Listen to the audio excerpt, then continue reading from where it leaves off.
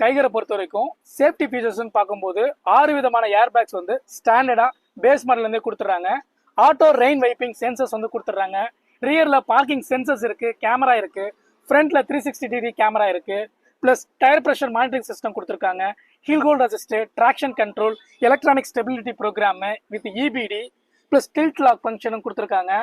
ஃப்ரண்ட்டில் பார்த்தீங்கன்னா உங்களுக்கு இன்ஃபோடெயின்மெண்ட் சிஸ்டம் 8 இன்ச்சில் வருது. Right, automatic climate control AC கொடுத்துருக்காங்க. சீட்ஸ் பார்த்தீங்கன்னா உங்களுக்கு வென்டிலேட்டர் சீட்ஸ் வந்து கொடுக்குறாங்க. ரியர் ரோலில் ஐசோஃபிக்ஸ் சைல்டு ரெசிஸ்டன்ட் சிஸ்டம்ஸ் வந்து ஆட் பண்ணியிருக்காங்க.